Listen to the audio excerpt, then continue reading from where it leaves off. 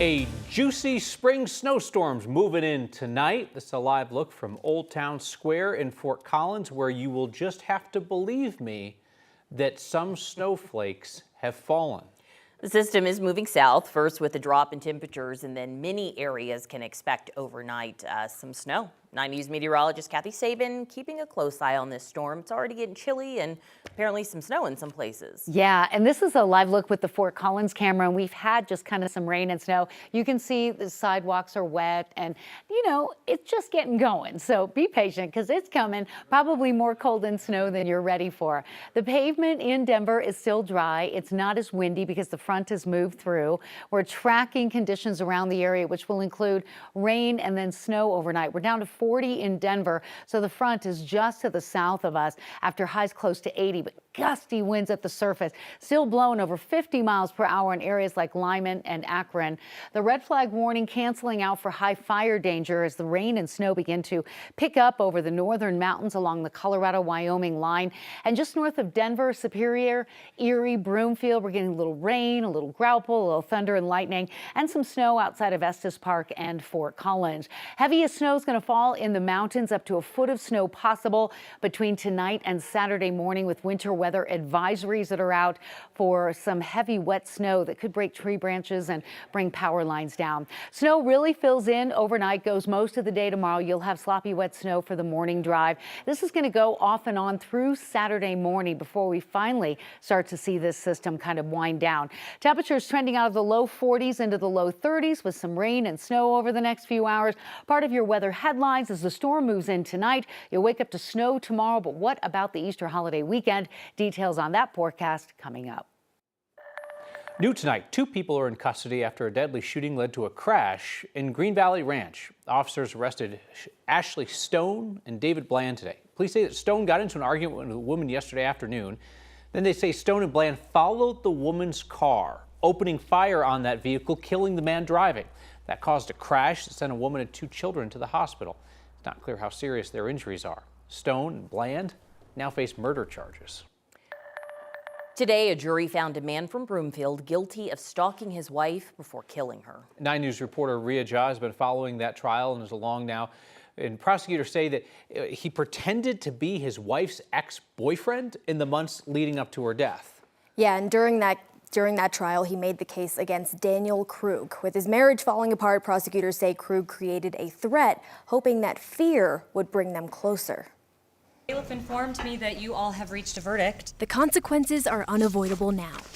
Daniel Krug knows that. We, the jury, find the defendant guilty of murder in the first degree. Not even a flinch.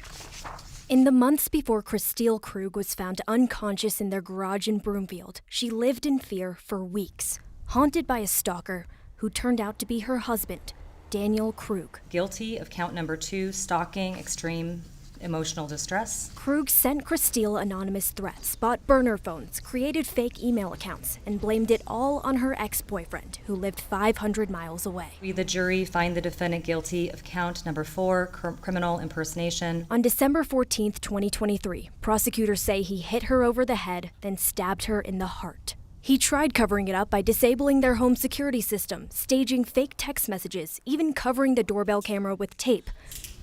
But digital evidence told a different story. Would either party like the jury polled? And a jury agreed. Krug is now scheduled for sentencing tomorrow. He's facing life in prison without the possibility of parole. Ria Jha, 9 News. One of the men involved in the deadly rock throwing incident that killed 20-year-old Alexa Bartell took the stand to testify against his former friend today. Zachary Kwok sat just feet away from the man currently on trial, Joseph Koenig. Koenig is accused of throwing a rock back in April 2023 that blew through Bartell's windshield, killing her. Kwok testified they were going over 100 miles per hour at the time. Koenig's defense attorneys claim Kwok is the one that threw that rock. Kwok denied that, but he did say he did nothing to intervene. And this whole night, while Mitch and Joe are driving around throwing rocks that you helped gather up, you're just sitting in the back playing on your phone. Right? Yes. And you never told them to stop throwing rocks. No, I did not. Kwok has already pleaded guilty to lesser charges and agreed to testify against Koenig in what the defense is calling a sweetheart deal with prosecutors. New tonight, one of the 3 men charged in a shooting after the Nuggets championship parade is walking free. Today, a jury acquitted 26-year-old Kenneth Blakely of attempted murder. That shooting in June of 2023 near 20th and Market hurt 10 people. At the time, police said that Blakey and a man named Ricardo Vasquez were shooting at each other and 9 other people were caught in the crossfire. Vasquez took a plea deal and was sentenced to 35 years in prison. Raul Jones also pleaded guilty to a weapons charge, got a year in prison. District Attorney wouldn't comment on today's acquittal. International students in Colorado have had their visas pulled by the Trump administration in recent weeks, including 22 students at the University of Colorado. Now we have a first idea of why this is. So it appears that a number of those students had minor run-ins with the law. Spencer Soisher has the details. There have been few public answers for why international students at schools across the state have been told to leave the country, having their visas revoked. People are terrified. Immigration attorney Zach New may be able to answer why. I get emails in the middle of the night asking if ICE comes by, what should they do? He says students aren't putting their names out there or telling their stories out of fear of deportation or jeopardizing their case. The schools haven't shared much info either for privacy reasons. It appears that the individuals who are being impacted by this policy are primarily from Asian countries, African countries, Muslim majority countries, and Middle Eastern countries. New filed 3 lawsuits this week on behalf of 3 anonymous students from Asian countries, all of whom have had their F1 visas pulled. Things are being taken away for extremely minor criminal offenses and sometimes no criminal offenses at all. Documents from the 3 lawsuits allege ICE revoked their visas after a criminal records check. The first lawsuit claims a student at a university in Colorado Springs was arrested a few years ago for having alcohol and marijuana as a minor. Another at DU in Denver for running a red light and causing a crash and a petty larceny charge. And the third, a student in Fort Collins who recently got a DUI. There's a very specific list of things that an individual has to do to maintain their F1 student status. The U.S. Citizenship and Immigration website says visas can be revoked for crimes of violence. New says that's not the case with his clients. We're just having the government go through, and it seems with kind of just an electronic program, try to match arrest records to individuals' names and then pull their status entirely. So we're not being given, or we're not seeing people being given the due process that they rightly deserve.